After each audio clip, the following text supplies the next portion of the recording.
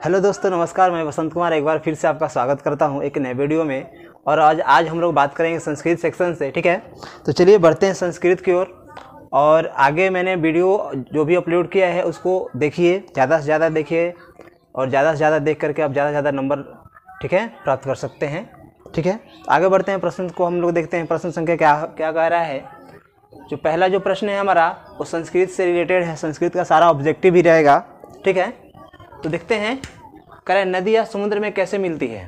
पहला जो हमारा क्वेश्चन है, नदियाँ समुद्र में कैसे मिलती है।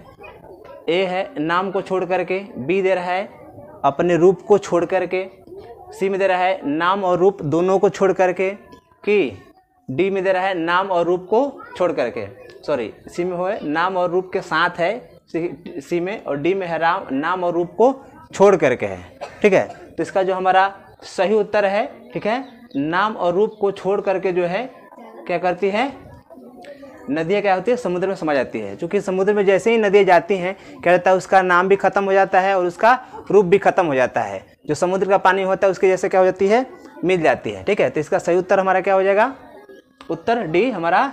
यानी कि जब नदियाँ समुद्र में प्रवेश करती है, प्रवेश करने के साथ ही अपना नाम भी त्याग देती है और अपना रूप भी त्याग देती है। ठीक है, तो इसलिए हमारा जो सही उत्तर हो जाएगा वो डी हो जाएगा। ठीक है, आगे बढ़ते हैं।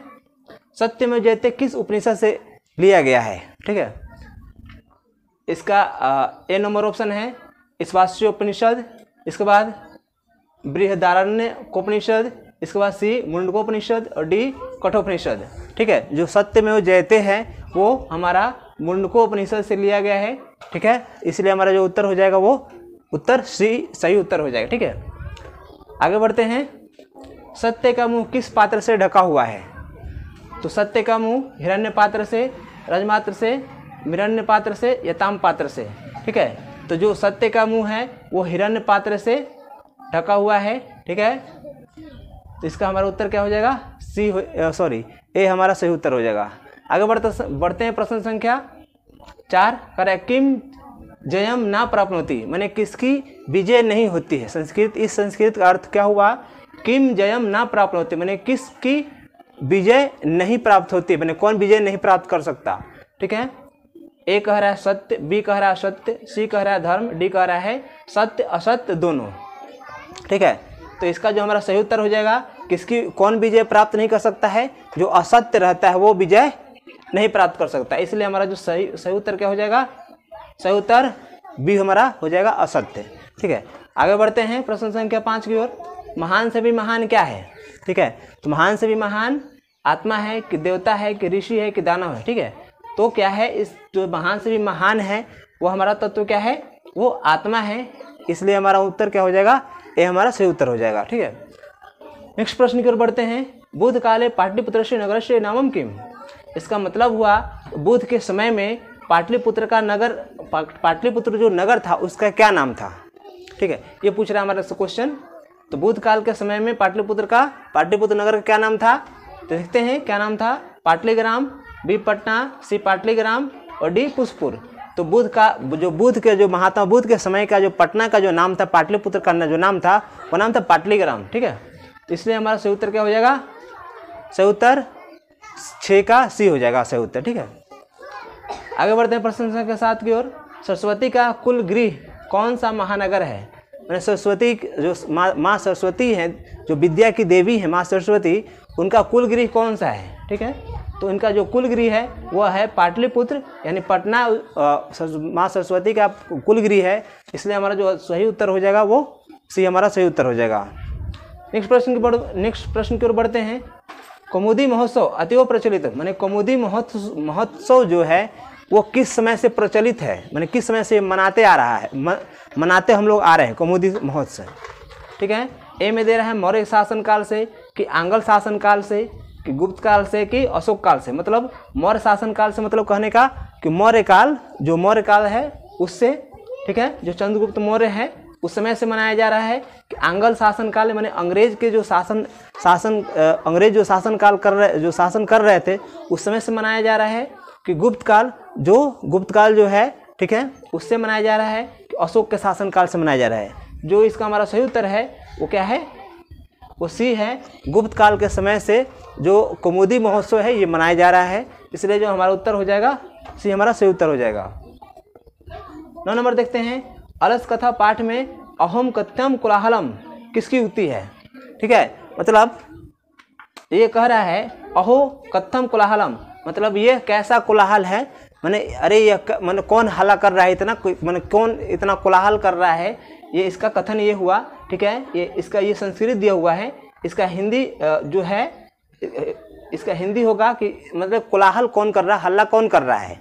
तो हल्ला, चूँकि अलस कथा पाठ में 4 मूर्ख होते हैं, सॉरी 4 आलसी होते हैं, और 4 आलसी एक दूसरे से बात कर रहे हैं। ठीक है, एक दूसरे का स्टेटमेंट इसमें दिया हुआ है, ये किसका स्टेटमेंट है ये पूछ रहा है। तो इसमें जो इसका जो स्टेटमेंट हो जाएगा चारों आलसी में से किसका हो जाएगा?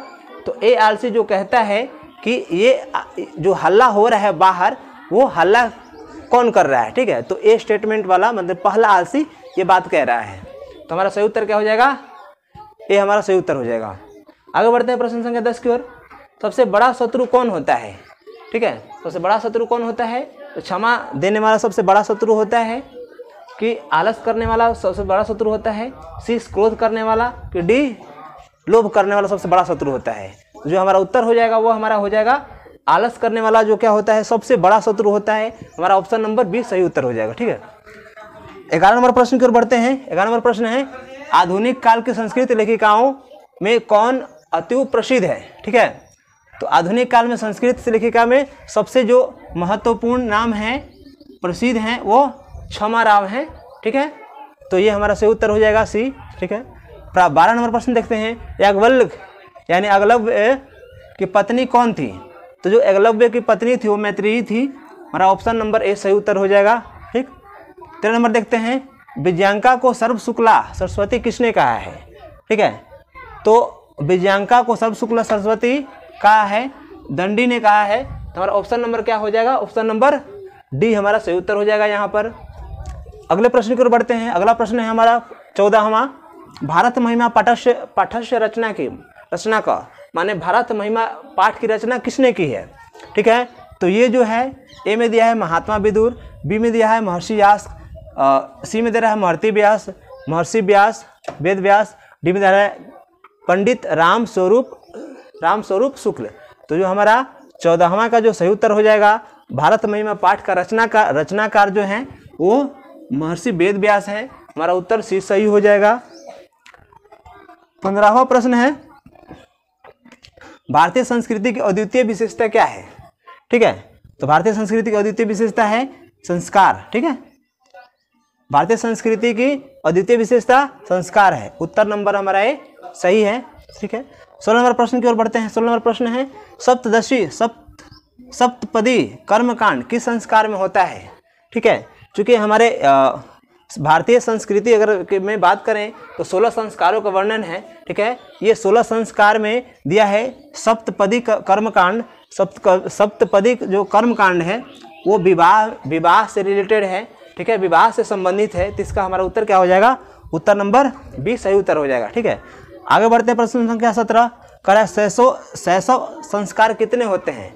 तो जो हमारे शैशव संस्कार होते हैं वो 6 होते हैं। ठीक है, इसलिए हमारा उत्तर क्या हो जाएगा? ए हो जाएगा। ठीक है, आगे बढ़ते हैं प्रश्न संख्या 18, उत्तम शांति क्या है? क्षमा है, धर्म है, अहिंसा है कि विद्या है? तो जो हमारा उत्तम शांति है वो क्या है? क्षमा है। ठीक है, ए नंबर उत्तर हमारा सही हो जाएगा यहाँ पे। आगे बढ़ते हैं प्रश्न संख्या 19। प्रश्न संख्या 19 है, कर अपनी उन्नति चाहने वालों को कितने दोषों को त्याग कर देना चाहिए? तो अपनी उन्नति चाहने वालों को 6 दोषों को त्याग कर देना चाहिए, तभी जाके वो उन्नति को क्या करता है? अग्रसर होता है, आगे बढ़ता है। 20 नंबर प्रश्न है, क्षमा नामम तपम रिक्त स्थानों कौन सा पद होगा? मैंने छात्रा नाम ... तप, मैंने जो छात्र होते हैं, छात्र का जीवन कैसा होना चाहिए, मैंने उसका तप क्या है?